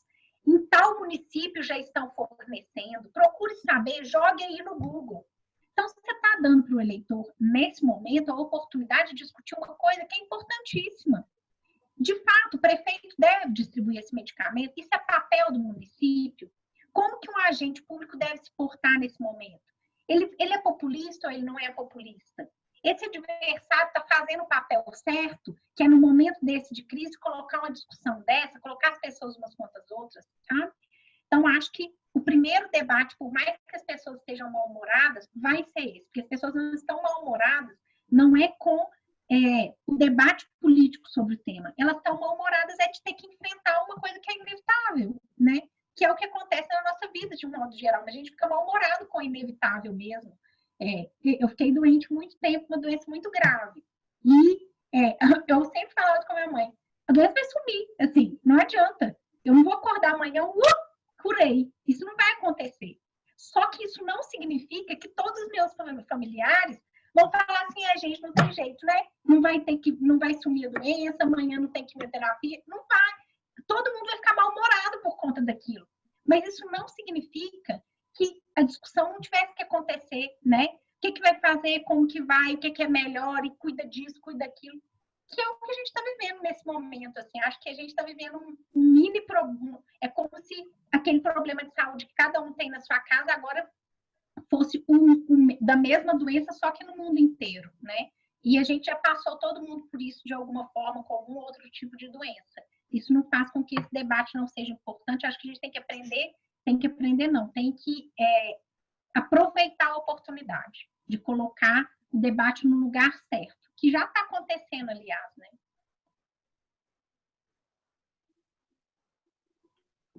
Portanto, é absolutamente inevitável, um dos principais protagonistas será o tal do Covid na eleição de 2020. É isso? Acho que sim, sem sombra de dúvida. E oxalá que isso aconteça, sabe? porque agora também a gente está com esse debate de saber se as pessoas vão ter acesso à informação, como que vai acontecer o debate na campanha, se elas vão conseguir acessar informação para poder tomar a decisão mais correta, e acho que o Covid vai acabar sendo um veículo disso. As pessoas sabem do político pelo que está acontecendo com o Covid. Eu posso não saber nem o nome do prefeito aqui de Belo Horizonte, mas todo mundo está sabendo que ele abriu ou fechou, que ele deu ou não deu, que tem ou não tem vaga. Então, a informação sobre a política pública está chegando nas pessoas. Isso nunca aconteceu, né? É inevitável. Mas se essa afirmação é tão inexorável, né? Então a gente também tem que começar a refletir com os gestores, ou seja, ou pelo menos com aqueles gestores que ainda não incorporaram um enfrentamento transparente, explícito, frontal, com a realidade do Covid, que está na hora de fazê-lo, né? Me parece que senão a gente vai ser rendido pelo fenômeno, né? Ou seja, é mais um risco que pode se oferecer a um gestor que tardiamente enfrenta o processo. É isso? Não tenho dúvida. Me lembrei agora de um outro caso também, esse no interior de São Paulo, que São Paulo que já tem muitos exemplos, né? Porque já andou aonde a gente está começando agora a caminhar, de um primeiro caso que teve o prefeito fez um vídeo institucional falando assim, não, a gente descobriu, inclusive, o caso por conta das testagens que a gente vinha fazendo. Nossa Senhora! Não tinha feito testagem nenhuma, não tinha teste. Só que ele quis dar uma justificativa. Naquela vibe errada de antes, né, dava certo, né? Eu vou dar uma emendada no soneto aqui, acabou. Se estava testando, onde estava testando, que eu não fui, que eu também queria testar. Então, se estava testando, não divulgou, eu queria estar errado. Se não testou, falou que testou, está errado. Então, está errado de qualquer jeito. A pessoa precisa lidar com o fato, né? Não adianta tapar o sol com pimenta. Este é o debate. Você pode estar com raiva, mas você vai lá ver o Jornal Nacional para entender o que está acontecendo, se aumentou no lugar, quantos que morreram. Mais ou menos uma olhadinha ali no número de mortes, não adianta. Esse é o tema, né? E com quem fugiu do debate... Para monitorar os resultados.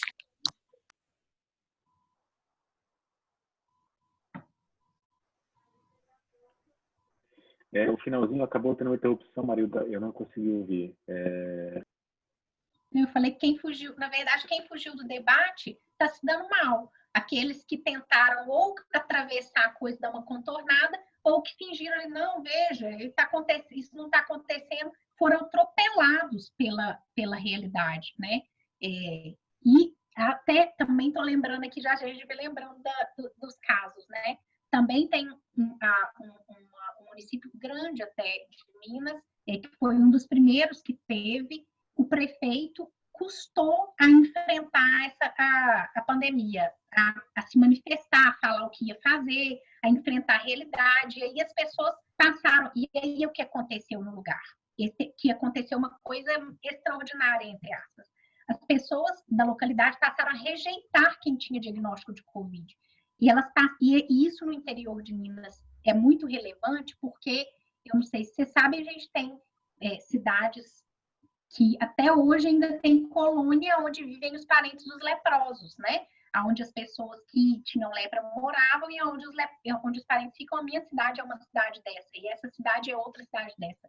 Eu, quando era criança, morria de medo de quem tinha lepra. Se eu carrego esse peso na consciência comigo, eu acho que eu vou para o inferno, vou ter que ressuscitar em outra vida para pagar o karma de ter tido medo das pessoas. Então, a gente carrega isso, sabe? Esse peso dessa responsabilidade.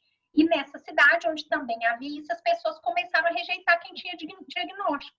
E quando elas nessa situação de rejeitando quem tinha diagnóstico, elas passaram a culpar o prefeito, que não tinha tomado uma posição diante daquilo. Veja, é um negócio, é um ciclo que a gente está diante de uma coisa que ninguém viveu, né? Então, a pessoa, ela está se sentindo culpada porque ela está rejeitando o outro, mas ela não quer ser responsável por aquela culpa e ela transfere para o gestor. Porque aí está todo mundo aqui, ó, fulana teve que mudar da cidade, porque esse prefeito que não comunicou, que não fez nada, que não fechou, que não explicou, tá? Isso já tem assim, um mal-estar terrível. As pessoas com o primeiro diagnóstico tiveram que ficar quase um mês fora da cidade por conta disso. E hoje a culpa é do prefeito. Assim, eu acho que esse não tem mais solução para ele, tá? Ele virou pária social. são exemplos que levam a crer que, de fato, esse vai ser o debate central no momento das eleições, a não ser que um milagre aconteça. Talvez nós chamar a atenção dos prefeitos, enfim, dos gestores, né? A gente está começando a sentir em Santa Catarina um fenômeno muito interessante que, assim como há uma divisão de opinião pública entre a categoria mais da produção, que evidentemente precisa sustentar e argumentar pela manutenção das atividades, e o trabalhador e uma categoria de trabalhadores que no fundo gostaria de ficar em casa, né? Mas numa mesma perspectiva a gente começa a sentir agora que há uma sociedade de pais e mães que no plano da educação consideram resistir a uma eventual volta de aulas neste ano, né? Esse parece ser um fenômeno muito interessante que a gente vai ter que interpretar, porque esse debate vem nos próximos dias, vem em agosto, o cenário começa a apertar e parece que não há segurança, e aparentemente a sociedade, nesse caso, quer a constrição, né? Ela não quer a volta presencial de aulas, né? Então, olha o tamanho do debate que só essa matéria pode causar num processo eleitoral. Então, acho que a gente tem que ficar muito atento a esses fenômenos que complementam a tarefa da gente dar segurança, de agir com lisura e com transparência e cuidado. Mas eu acho que há um debate estratégico que a gente vai precisar continuar fazendo. Eu vi que a Carmen voltou, não sei se ela quer falar ainda e tal, mas de minha parte, obrigado. Um segundo, eu consegui pegar uma parte da fala da doutora Marilda e queria dizer, doutora, que a senhora fez uma descrição dos primeiros momentos, dos casos positivos, na leveza da sua fala, mas na intensidade do que realmente aconteceu. E a gente tem ainda ouvido que o pessoal da enfermagem ou os profissionais da saúde continuam sendo rejeitados, como se nós estivéssemos lá na época da lepra, né, da hanseníase, por colocar em risco os vizinhos, tipo assim, não fiquem perto, ou mesmo no distanciamento de 2 metros, 3, o olhar diferenciado para os trabalhadores da saúde que estão atendendo os pacientes. Mas, Rui e prefeito Orildo, eu só queria dar uma informação. Eu já conversei com o secretário Franco e tinha assumido esse compromisso na reunião anterior que estava sendo presidida pelo prefeito Orildo, junto com a Maria Regina. A resposta que a gente recebeu com relação à falta dos medicamentos, em especial dos sedativos e dos relaxantes musculares, tá? A Cristália, que é uma das grandes produtoras do país, vai nos dar uma resposta amanhã de manhã, e também a cedência por parte do que tem no estado de São Paulo para Santa Catarina. Então, a gente quer ter esse tema até às 12 horas de amanhã parcialmente solucionado. Eu fiquei com o compromisso de dar uma resposta e acabei recebendo essa resposta agora durante as atividades, e vou na sequência também falar com o Dr. Ramon, mas queria aproveitar que o prefeito Orildo estava angustiado e que está angustiado, em nome dele, dar essa resposta aos nossos prefeitos, que nós vamos sim juntos solucionar essa questão da falta dos medicamentos. Doutora, a senhora que representa a magistratura, eu quero lhe dizer que o sobrepreço dos medicamentos, e quem está adquirindo muitas vezes por sobrepreço, eu tenho aqui já declarações de algumas unidades filantrópicas de Santa Catarina, uma ampola que há 40 dias era comprada, adquirida por R$ 3,20, está sendo fornecida por R$ 32,80, a mesma apresentação. Então, é um problema que o Ministério Público Federal, o Tribunal de Contas, todos os órgãos estão já acompanhando isso, mas muitos hospitais filantrópicos fizeram aquisição para não deixar desabastecido as suas unidades. O poder público tem uma legislação mais dura, não pode comprar acima do preço máximo de venda ao governo, mas essa dificuldade é dos hospitais filantrópicos, que são nossos hospitais, o Santa Isabel, o Santo Antônio, o Hospital de Timbó, o Hospital de Caridade, enfim, a nossa rede, o Hospital Nossa Senhora dos Prazeres em Lages, a nossa rede de hospitais filantrópicos, assim como do serviço público, os hospitais públicos municipais e os hospitais que pertencem à Secretaria de Estado da Saúde, e também dos hospitais privados como o SOS Cardio, Bahia Sul, e não é um problema de Santa Catarina esse sobrepreço. Ele é nacional, a gente precisa registrar aqui os debates e as nossas reuniões têm mostrado isso. Por isso que também, para os senhores prefeitos, eu reforço aqui a importância de comunicarem a CEMED quando estiverem adquirindo por sobrepreço, e a Anvisa melhorou a página dela para as denúncias, tá? Mas essa informação, doutora, e a sua fala com relação à forma com que nós, como um todo, eu vou me incluir, né, para não dizer A ou B, mas a forma com que a sociedade olhou para os primeiros casos e ainda olha. Não sei se o prefeito Seron está conosco de Lages, mas ontem, por exemplo, aconteceu o primeiro óbito de Lages, e de um paciente com Covid. Parece que as pessoas tinham a necessidade de saber nome, sobrenome, o CPF da pessoa. Gente, é uma doença. É uma doença, é um vírus que está se propagando muito rapidamente. Nós não precisamos apontar o dedo para quem contaminou ou como aquele que foi contaminado. Nós precisamos tomar todo o cuidado possível, mas saber que, mesmo com todo o cuidado possível, é possível da gente contrair o vírus. Isso a gente precisa compreender. Eu vivi isso na pele, doutora. Eu fui para Santa Catarina na semana do dia 11, quando a comitiva do presidente da República voltou. Quando eu desci do avião, que eu vi que o senador Nelsinho tinha positivado, eu me imaginava num filme voltando para a aeronave e aquela aeronave chegando em Brasília. Mas eu fui para o meu apartamento em Florianópolis, fiquei sozinha, isolada, e tomei todo o cuidado na segunda de madrugada, quando eu retornei a Brasília, porque a gente não sabia a dimensão disso, mesmo sem ter nenhum sinal e sintoma. Então, a solidariedade precisa ser fortalecida, em muito. E o respeito aos nossos gestores municipais. Eu acho muito triste a gente, infeliz daqueles, e digo isso com uma pessoa que poderá estar disputando as eleições, infeliz daqueles que se utilizar desta pandemia para levar vantagem nas próximas eleições. Infeliz. Essa é a minha fala daqui do parlamento, porque será muito triste mesmo a gente querer ficar apontando quem errou e quem acertou, porque eu tenho certeza que todos os nossos prefeitos estão fazendo o máximo possível para acertar e salvar a vida. Beijo grande, gente. Muito obrigada por ter tido a permissão para passar essa informação e obrigada pelas suas palavras, doutora. Obrigada, deputada Carmen. Muito obrigada, doutora Marilda. Acho que o doutor Luiz Magno, ele caiu, desconectou, mas a gente já estava encaminhando para o final. Eu passo a palavra para o nosso presidente, prefeito Orildo.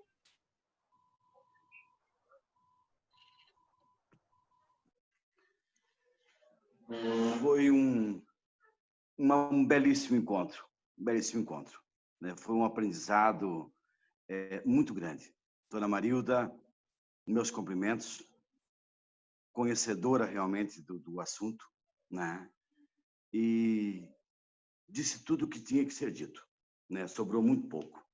Eu vou falar agora quanto gestor, quanto um sujeito de cabelos brancos que está no seu 5º mandato como prefeito e mais um mandato de vereador na sua cidade, que nunca inaugurou uma obra. Nunca inaugurou uma obra e nunca soltou um foguete. Porque sempre teve a consciência de que o que a direita faz, a esquerda não precisa saber, né? Então, o que a doutora Marilda colocou para todos, e que eu interpretei desta maneira, foi: faça muito e apareça pouco, né? Lá, no início da doença, da pandemia, que foi questionado se será o grande debate eleitoral, e vai ser, doutora, infelizmente vai ser, certo, o grande debate. Eu fui um dos primeiros prefeitos do estado a agir com muito rigor no meu município, com muito rigor. Decretei o fechamento do comércio, acompanhando o decreto do meu governo do estado, fiz um decreto mais abrangente, mais rigoroso no meu município, coloquei todos os meus professores parados e o meu pessoal da área social do CRAS a confeccionar máscaras.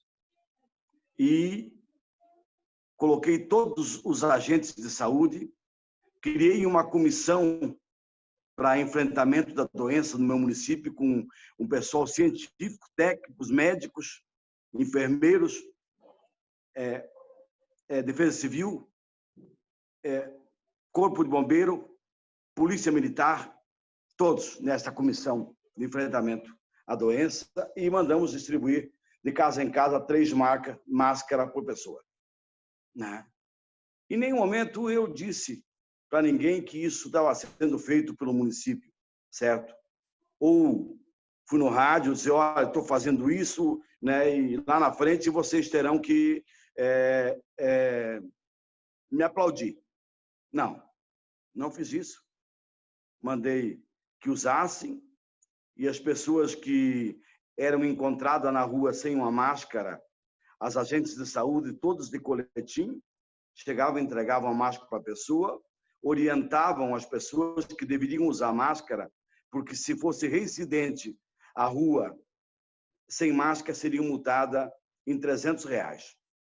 Os estabelecimentos, todos avisados, que em qualquer residência da fiscalização dos agentes de saúde da Defesa Civil seriam multados em R$5.000. E aconteceu diversas multas, aconteceu de pessoas serem multadas na rua, e no começo houve a princípio quase que uma revolta contra as atitudes do prefeito Orildo de Major Vieira, né? E aquilo não me afetou, porque eu imaginei estar fazendo a coisa certa, né? Imaginei que estava fazendo a coisa certa e estava fazendo a coisa certa. Nunca fui me defender, nunca fui fazer crítica a absolutamente nada e nem subir no ombro de ninguém para aparecer, né? Eu sabia que nós poderíamos ter ganho com isso. E o ganho que a minha população e meu povo teve, doutora Marilda, foi que de 295 municípios do estado de Santa Catarina, hoje me parece que só 15 não têm a Covid ainda instalada. E um desses 15 é Major Vieira, né? E hoje a população que fez tantas críticas em relação àquelas atitudes rigorosas que eu tomei lá no início, vem me cumprimentar. Vem me cumprimentar. Vai chegar a doença aqui? Vai. Nós não somos imunes. Estamos orando, pedindo a Deus todos os dias que não chegue, mas vai chegar. Já está pertinho, já está aqui nos municípios vizinhos. No município, 16 quilômetros, 20 pacientes, 5 óbitos, né? Então, vai chegar para nós também. Mas chegou tardia. E o reconhecimento veio. Eu não sou candidato mais absolutamente nada, né? Então, eu quero dizer para os meus colegas que não estou aqui, em absoluto, para ensinar o bispo a rezar missa. Todos têm muito conhecimento de como agir, todos têm, sabe, das suas peculiaridades que têm nos seus municípios e de como agir, né? Eu cito como exemplo político a deputada Carmen Zanotto, que acabou de falar, entendeu? Ela faz tudo pela saúde catarinense, foi secretária de Estado, foi deputada, já está no seu 2º mandato como deputada federal, e nunca precisou fazer muitas lives, nunca precisou dizer, fui eu que fiz isso. Todos viram e reconheceram o trabalho que ela fez pelo Estado no passado e verão o trabalho que ela está fazendo no presente, né? Então, eu quero deixar aqui, não um conselho, se fosse bom, eu queria que vocês me dessem R$1 de cada um e que me comprasse esse conselho, né? Tenham muita precaução nas atitudes que vocês vão tomar, certo? Façam com a direita e façam com que a esquerda não precise saber, certo? Sejam sempre verdadeiros, sejam sempre vocês mesmos. A doença como diz um cidadão aqui que é folclórico no meu município, né, e que foi meu vereador, ela pode ser uma faca de dois legumes. Porque o conhecimento hoje do cidadão, através do Facebook ou do WhatsApp, com uma proposta no centro de uma praça, onde tiver Wi-Fi, entendeu? Ele pode definir um pleito eleitoral. Como eu tenho certeza da dignidade dos gestores catarinenses, eu sei que eles vão usar o menos possível tudo o que foi feito e sei o que eles estão fazendo em favor dos seus municípios e sei que o reconhecimento virá. Sei que o reconhecimento virá, né? Então, me colocaram como palestrante, mas eu não estou aqui como palestrante, né? Eu estou aqui, primeiro, para acompanhar toda essa magnífica explanação que a doutora Marilda fez. Segundo, para prestigiar os meus companheiros de FECAM, os nossos doutores, a doutora Juliana, o doutor Luiz Magno, e todos os técnicos que me acompanham, e prestigiar meus colegas prefeitos e prefeitas que, neste momento, estão nos acompanhando. E se não estão, não sabem o que perderam. Não sabem realmente o que perderam, né? Mas nunca queira saber demais. Nunca ache que você é o conhecedor da verdade em questões eleitorais, certo? Em tudo na vida nós temos que ser assim. Mas nas questões eleitorais, nós sempre temos que agir com 1, 2, 3 pés atrás. E quem diz isso é um cidadão que tem esses tantos mandatos, mas que já foi cassado por atitudes eleitorais inadequadas, né? Que se eu falar aqui, vocês vão ficar incrédulos. Mas vou falar. Por distribuir caixão, certo? Por financiar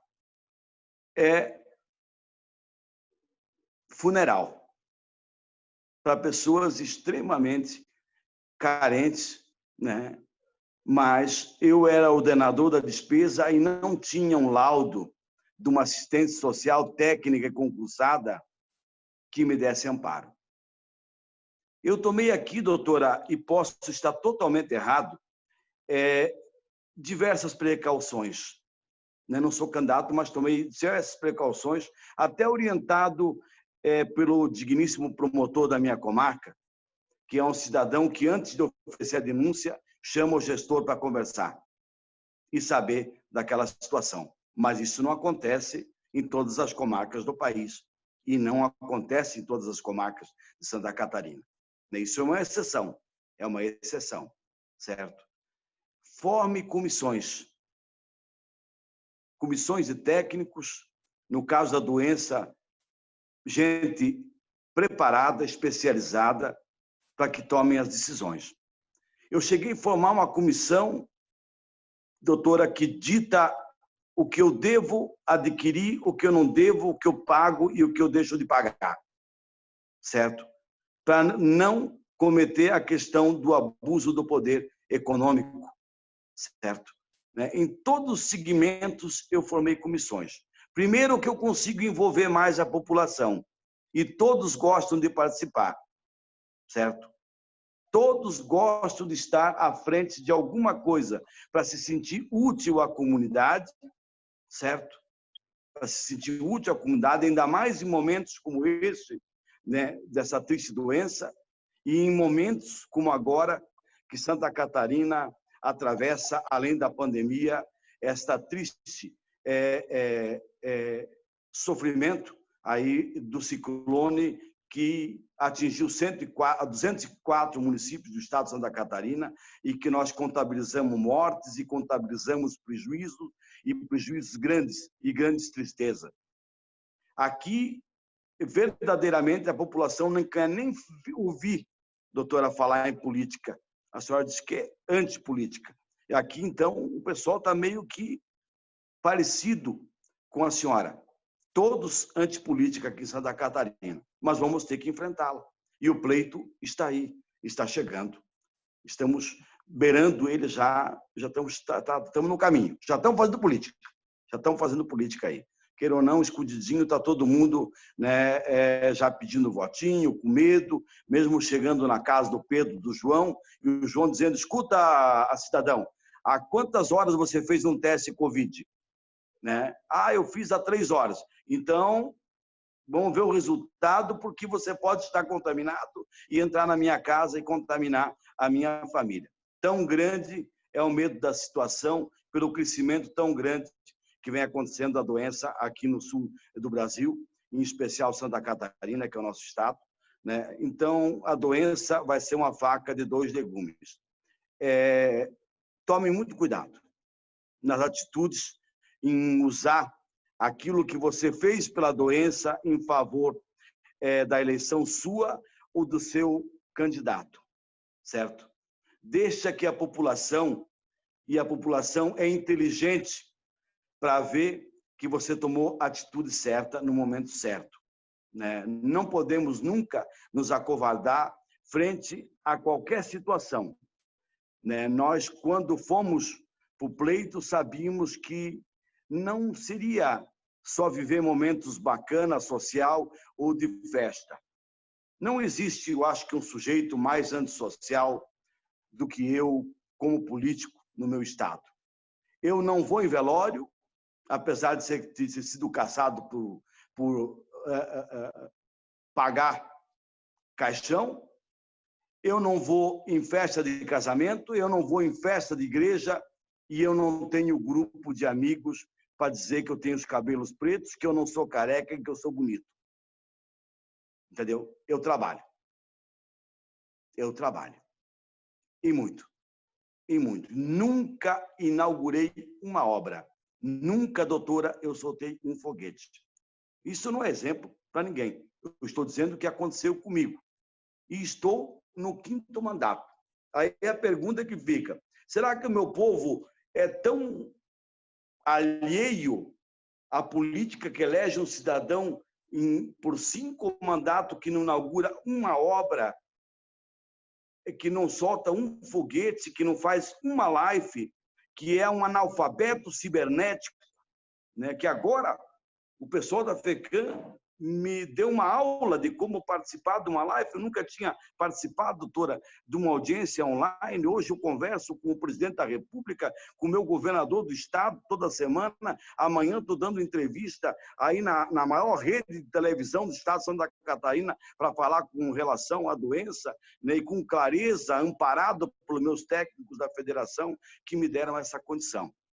Né? Então, eu acho que na política, meus amigos, atual, aonde a população está com uma rejeição muito grande, né, em função da doença, em função de tudo o que tem acontecido no país, dos maus exemplos, a partir do maior comandante do país, que é o presidente da República, e do que acontece em nosso estado, infelizmente, e que a gente vê pelo país afora, né, situações agravantes em cima de corrupção, de ventiladores, de respiradores, e gente respondendo uma série de processos, até pessoas que não devem estão respondendo por isso, por ser ordenador da despesa.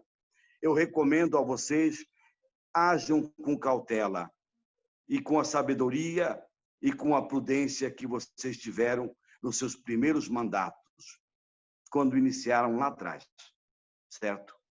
A crítica do adversário, às vezes, pode ser um degrau a mais na tua escada.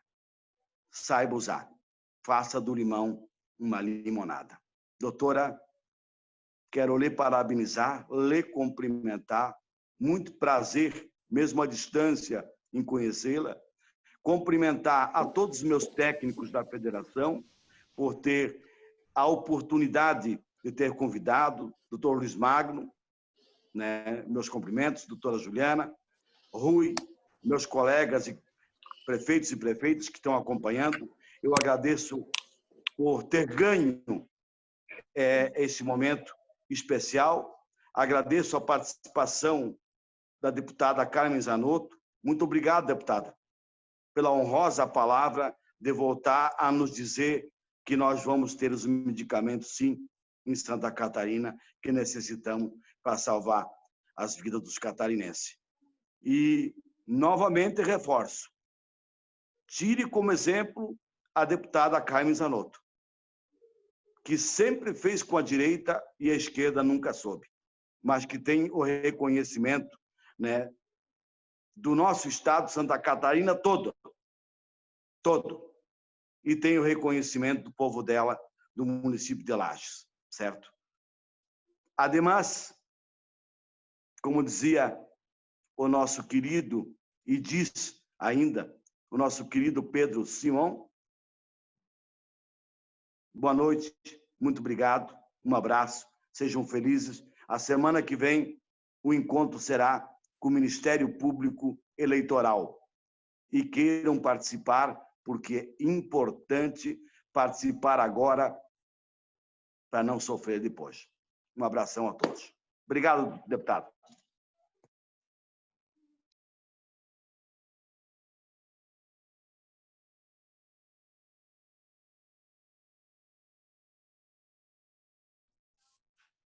Boa noite. Obrigado.